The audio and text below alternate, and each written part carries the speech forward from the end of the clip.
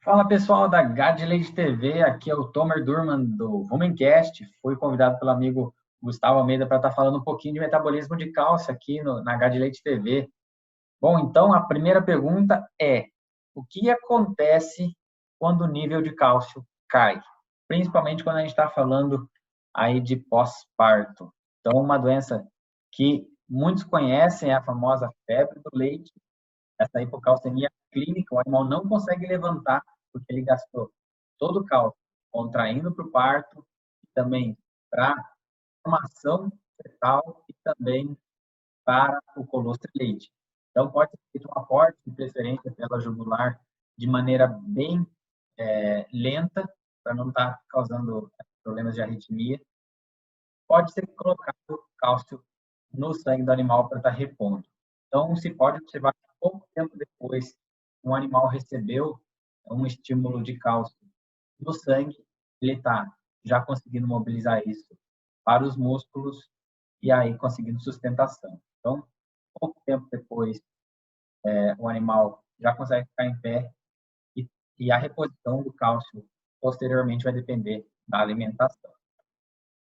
Então, o que aconteceu naquele aporte de cálcio no sangue?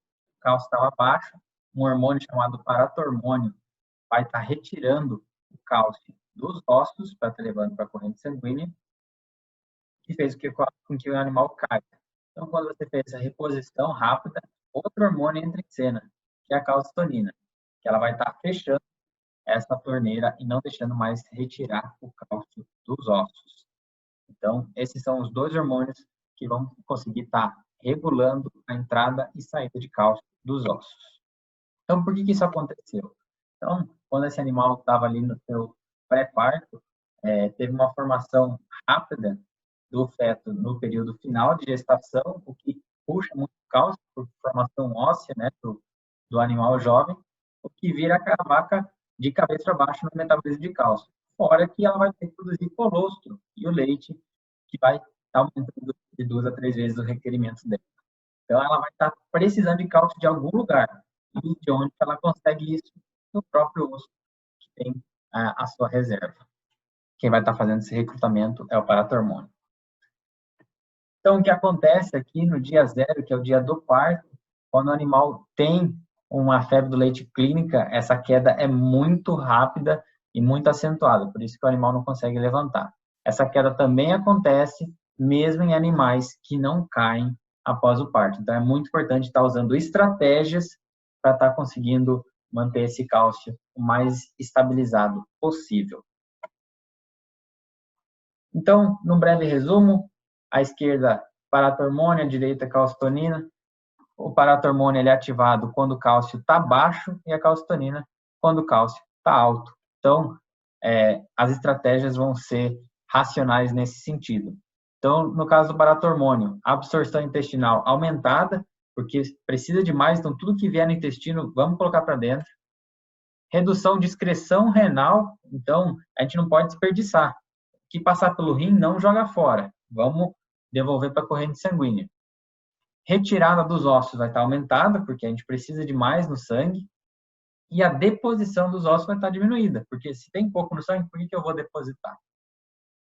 Então, agora a gente vai para o outro lado para ver a calcitonina. É exatamente o contrário. Então, tem muito cálcio no sangue, então a absorção intestinal não precisa ser tão alta, né? Pode deixar passar, já tem suficiente. Excreção renal aumentada, o que passar pelo rim vamos jogar fora, porque temos bastante. Retirada dos ossos reduzida, porque a gente já tem suficiente. E a deposição nos ossos vai estar aumentada, porque se a gente tem muito e tem onde colocar, vamos colocar. Então, essa deposição é feita nos ossos. Então, é um efeito contrário do paratormônio e da calcitonina. Bom, o Gustavo, da H de Leite, me cedeu esse slide para a gente estar fazendo um passeio pelos metabolismos. Então, um breve resumo. Então, quando o cálcio está baixo, vai ter uma ativação de um hormônio que chama paratormônio, que vai ter uma ação tripla. Ação no intestino, para estar absorvendo cada vez mais, nos ossos, para estar retirando e jogando na corrente sanguínea, e nos rins, para não desperdiçar e está aumentando a reabsorção de cálcio e eliminar o mínimo possível. Então, vai ter aumento da recuperação de cálcio nos rins, a excreção renal pode variar de 0,2 a 6 gramas, a variação vai depender de quanto o rim está sendo estimulado a poupar cálcio. No caso, o paratormônio vai ser muito importante nisso. A recuperação de cálcio, então, nos ossos, tem uma célula óssea chamada osteoclasto, que vai estar retirando o cálcio dos ossos e jogando na corrente sanguínea. Essa retirada é muito intensa, então não é colocando 100, 200 gramas de cálcio na dieta que você vai estar resolvendo um problema se ele foi causado por uma grande retirada de cálcio dos ossos. E da recuperação intestinal, a gente está falando de eliminação fecal, então quanto mais cálcio fecal tiver, é porque a absorção está muito baixa. Se a absorção estiver alta, a excreção de cálcio vai ser a mínima possível. Lembrando também que para a produção de colostro e leite, a recrutação de cálcio por dia ainda é muito grande. No caso, quando você tem alto teor de cálcio no sangue, quem vai estar entrando em cena é a calcitonina, que vai fazer um estímulo de depositar cálcio nos ossos, porque tem demais, a gente precisa colocar no lugar. Reduzir essa recuperação de cálcio nos rins, o que passar por aqui, vamos eliminar. A recuperação do intestino é reduzida, pode também estar eliminando via fezes o cálcio que passar pelo intestino, até que você chegue num cálcio em nível normal. Então, aqui a gente tem, de um resumo do que a gente viu, quando os níveis de cálcio estão altos, o paratormônio ele não é ativado. E o que faz a ativação do paratormônio? Então, quando o nível de cálcio abaixa, a vaca consegue estar ativando o paratormônio, o que vai estar aumentando a absorção intestinal de cálcio.